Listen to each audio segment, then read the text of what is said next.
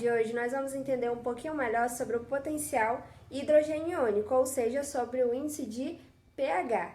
Para que a gente entenda o pH, é importante que a gente tenha em mente que ele respeita uma escala, e essa escala ela vai de 0 a 14, onde o 7 indica uma substância neutra, quando temos ali abaixo de 7, chegando mais próximo do 0, eu estou falando de uma substância que ela é ácida, e aquela que é depois, acima de 7, que pode chegar até a 14, eu estou falando de uma substância básica, onde quanto mais próximo do 0, mais ácido se torna essa substância, mais ácido é a sua característica, e quanto mais próximo de 14, mais básico faz parte aí da sua característica principal.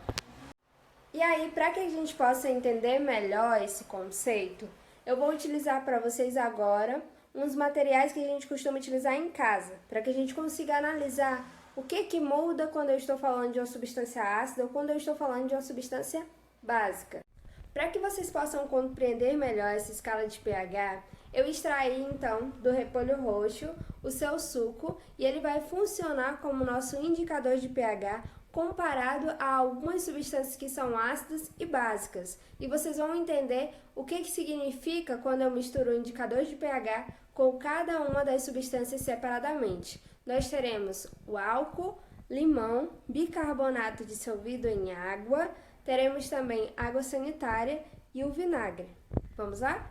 Aqui nós temos os materiais que serão misturados ao indicador de pH, lembrando que é o suco do repolho roxo, tá?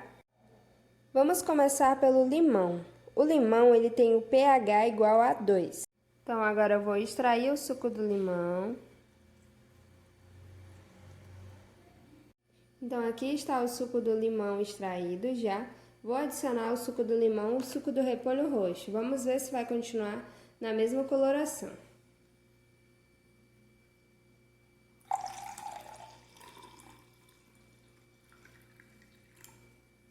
No segundo copo agora eu vou adicionar a mesma quantidade que eu coloquei de suco de limão, vou colocar em um outro copo uma quantidade de vinagre. Lembrando que o vinagre ele tem o pH 3. Vamos adicionar agora o suco de repolho roxo.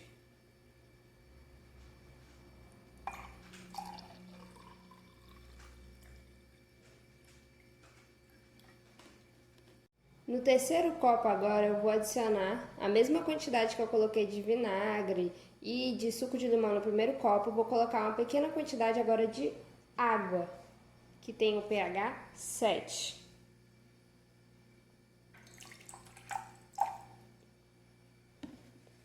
E adicionar a essa água o suco do repolho roxo.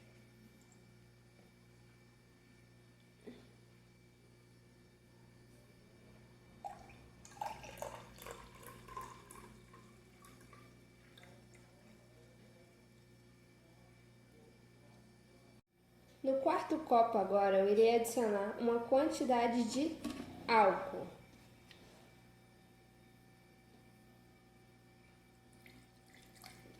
Coloquei o álcool e agora o mesmo processo. Irei adicionar agora o suco do repolho roxo.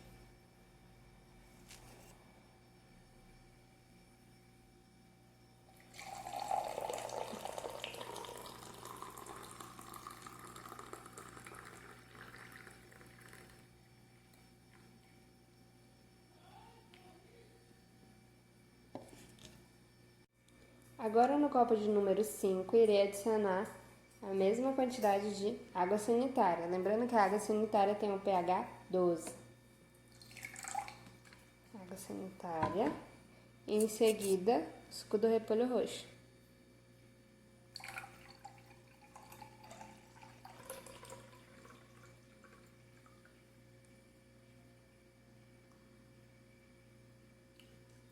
E agora, no sexto copo, para a gente terminar, nós temos aí o bicarbonato de sódio, que já está dissolvido em água, e ele tem um pH aproximado aí entre 8 e 11.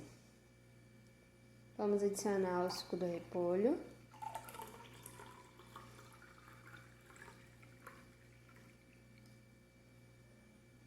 Aqui a gente consegue observar a disposição das substâncias lado a lado e como, apesar de ter sido colocada a mesma quantidade de substâncias, percebam que houve uma diferença de cores. E o que aconteceu? Para começar, o suco do repolho roxo ele é rico em antocianinas. E o que isso quer dizer?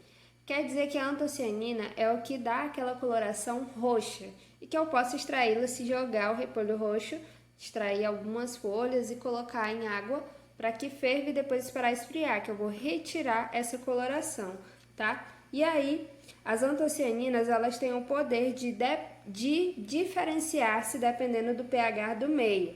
Aqui, por exemplo, a gente tinha do limão pH 2, percebam que ficou num tom mais avermelhado. O vinagre pH 3, a água estava bem no meio do índice de pH, ou seja, 7, ficando num tom mais arroxeado. O álcool em seguida fica um lilás bem claro, o bicarbonato já fica bem esverdeado e a água sanitária, assim que a gente colocou, ficou um verde um pouco mais claro, tá? Então, o que acontece? Quando a gente mistura, significa que tendem a ficar vermelhas em meio ácido, tá? Ficam roxas em meio neutro e ficam esverdeadas em meio básico.